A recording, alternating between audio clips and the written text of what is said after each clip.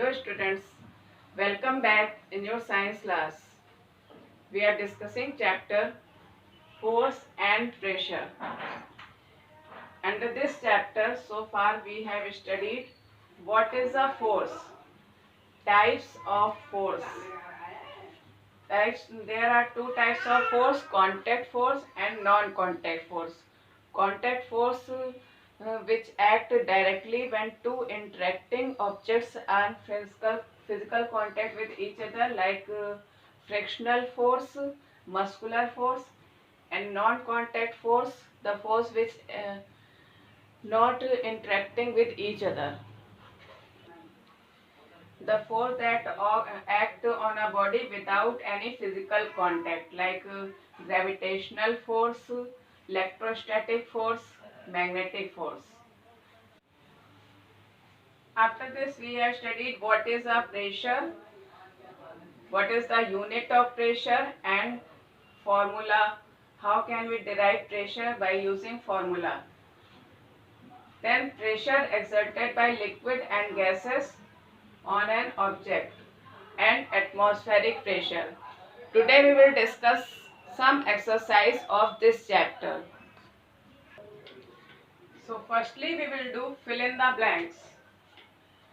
What is the force acting per unit area? Force per acting unit area is pressure.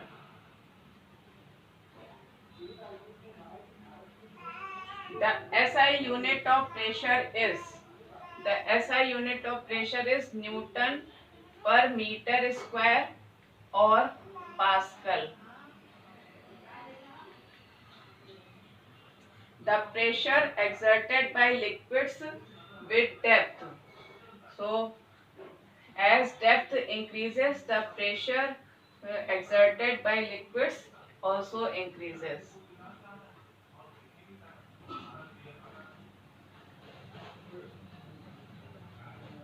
The pressure exerted by atmosphere on an object is called atmospheric pressure.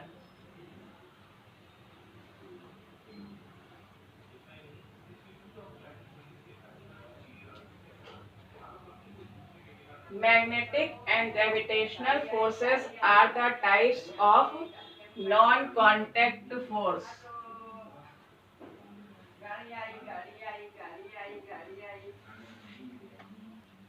Because there is no contact between two objects, physically contact with each other. The atmospheric pressure at a place depends on its altitude.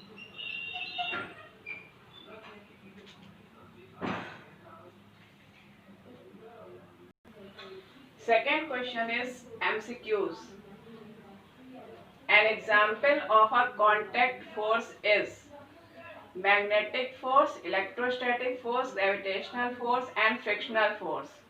So in these options, magnetic force, electrostatic force, and gravitational force, these are the force that act on a body without any physical contact with each other.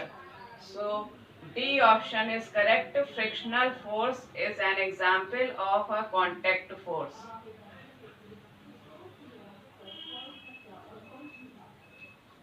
Next is deep sea divers wear special suits to keep dry, maintain pressure, swim, and all of these. So deep sea divers wear special suits not to keep dry, not to swim. They wear a special suit to maintain pressure. So B option is correct. Maintain pressure.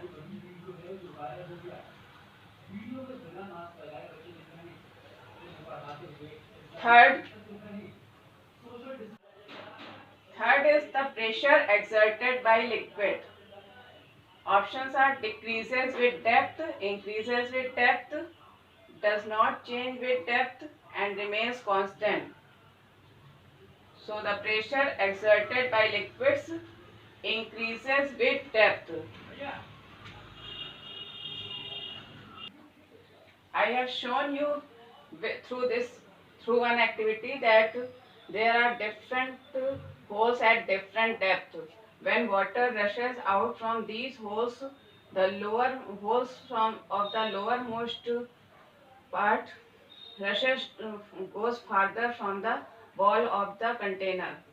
So it shows that the pressure exerted by liquid increases with depth.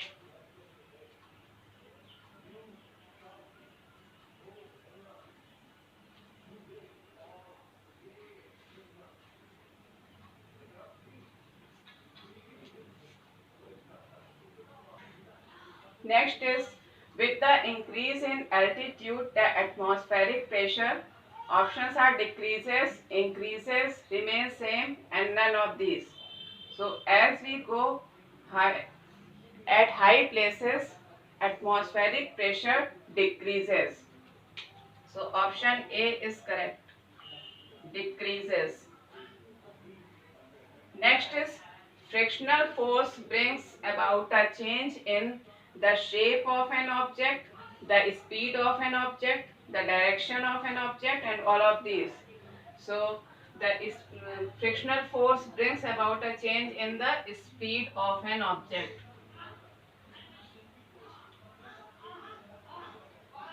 So option B is correct.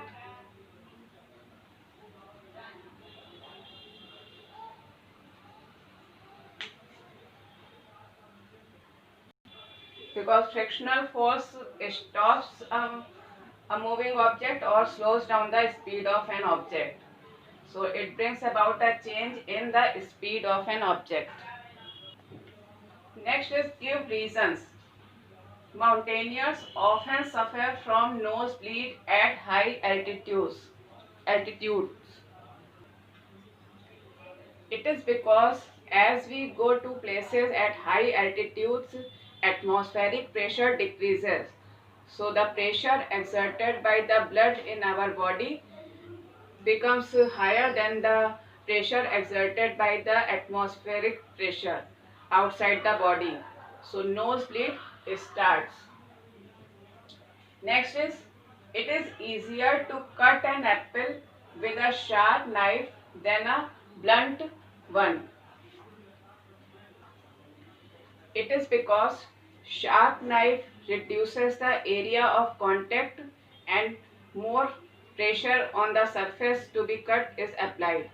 While with the blunt knife, it increases the area of contact and increase the pressure, reduce the pressure on the surface to be cut.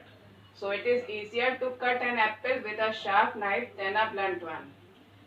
And last is, tractors have broad rear tires. It is because broad rear tires increases the area of contact and reduces the pressure on the soil so that tractors move easily in the field. That is why tractors have broad rear tires.